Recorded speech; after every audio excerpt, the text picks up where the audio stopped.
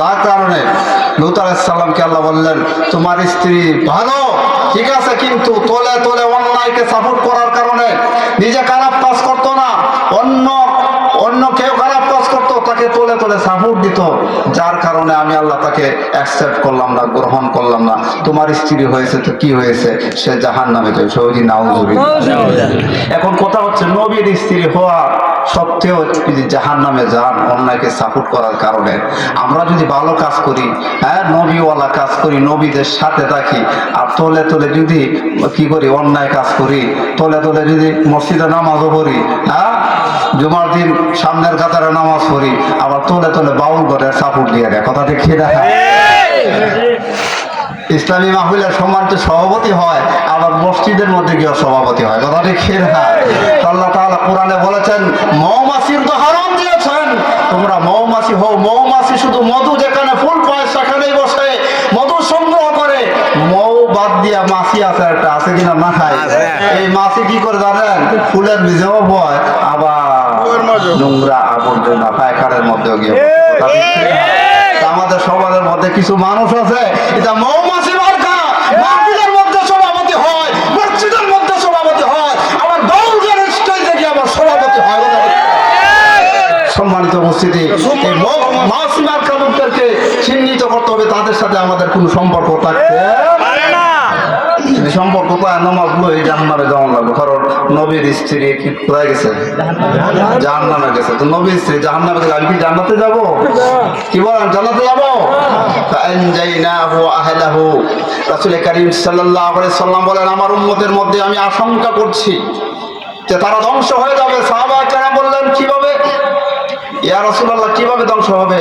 যে না, তাদের মধ্যে খারাপ কাজ হবে এই কারণে ধ্বংস হবে না, কিন্তু তাদের মধ্যে যখন খারাপ কাজ হবে ভালো মানুষরা, আল্লাহওয়ালা মানুষরা এই খারাপ কাজের প্রতিবাদ করবে না, তখনই আমি আশঙ্কা করছি আমার উম্মতের মধ্যে আল্লাহর গজব নেমে আসবে, কিয়ামত চলে আসবে, কথা ঠিক সেটা? আজকে আমরা সেটাই দেখছি, ভালো মানুষের অভাব নাই, মন্দ কাজের প্রতিবাদ করার মতো সাহস হিম্মত নাই, কথা ঠিক সেটা?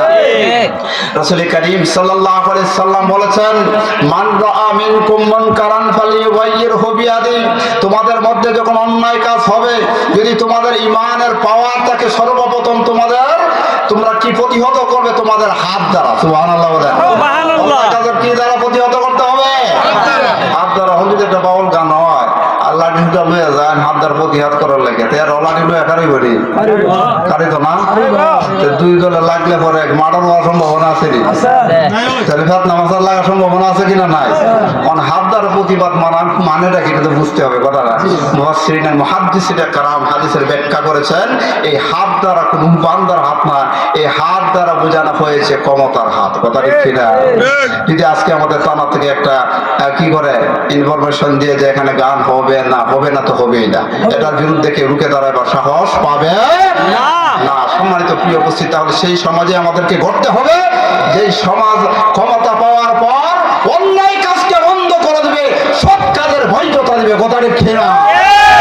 এমন লক্ষ্যে ক্ষমতার বস্তুতে পাঠালে হবে যারা মদকে অবৈধ করবে এবং জিনাকে অবৈধ করবে, সুরকে অবৈধ করবে, কথা ঠিক কিনা?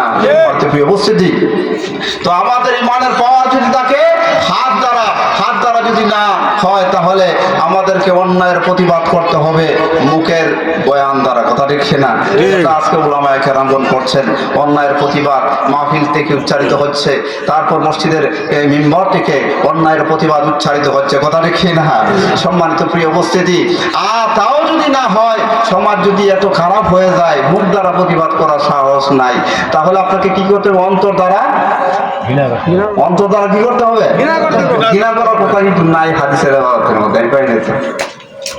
অন্যায় যদি তুমি মুখ দ্বারা প্রতিহত করতে না পারো, তাহলে অন্যায় কাজটাকে অন্তর দ্বারা বন্ধ করার জন্য তৎপরতা চালাও, পরিকল্পনা চালাও, পরামর্শ করো। যে ভাজন আছে ভাজনটা নিয়ে বসো, পরামর্শ দিয়ে আমাদের সমাজে অন্যায় কাজটা চলতেছে, এটাকে কিভাবে বন্ধ করা যায়, এরকম ভাবে অন্তর দ্বারা এটাকে বন্ধ করার জন্য ফিকির করতে হবে, কথা ঠিক না? আর এই ফিকিরও যারা করে না, অন্যায় কাজ করতে হয় করুক না, এরা কাজ যারা করুক, আমরা কাজ করবো, এরকম আছে না সমাজের মধ্যে?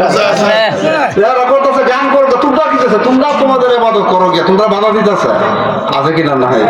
রাসূল করিম সাল্লাল্লাহু আলাইহি সাল্লাম বলেন, অন্যায় কাজকে প্রতিহত করার জন্য অন্তর দিয়ে যারা চেষ্টা করে না, ঘৃণা করে না, তাদের প্রতি বিরূপ ভাব সৃষ্টি করে না, রাসূল করিম সাল্লাল্লাহু আলাইহি সাল্লাম বলেছেন ওয়াযালিকা আদাফুল ঈমান।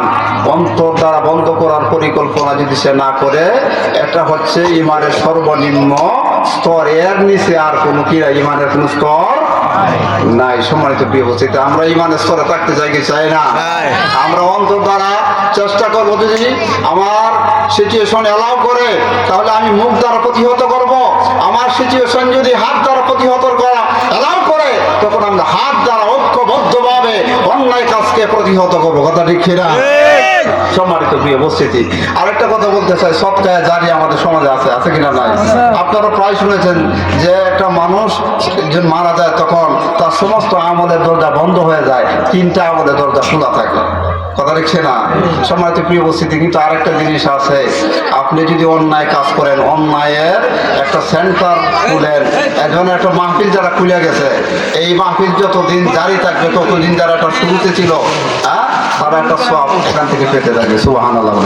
কিন্তু বিপরীতে যারা বাউল গানে আসর লাগাইছে, মদের আসর লাগাইছে, নারী আইনা সমাজের মধ্যে যারা এই অশ্লীলতা বেহায়াপনা ছড়াইছে, এই বীজ যারা রোপণ করে গেছে, তারাও তো এটা কি গুনাহে জারিয়া হিসেবে তারাও এটা পাপের একটা ভাগ তাদের কি কবরের মধ্যে যেতে থাকে। সবাই নাউজুবিল্লাহ।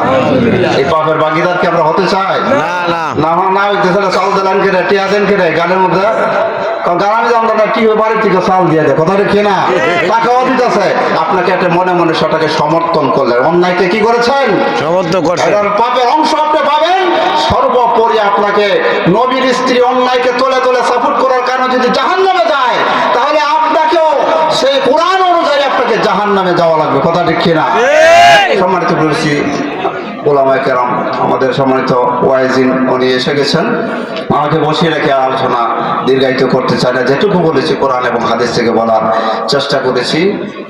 তারপরে যদি কোনো কথা ভুল ইনফরমেশন চলে আসে, আল্লাহ তাআলা সেই কথাগুলো জীবন থেকে উঠিয়ে বিশুদ্ধ যে কথাগুলো হয়েছে, সে কথাগুলোর উপরে আল্লাহ সকলকে যেন আমল করার তৌফিক দান করেন।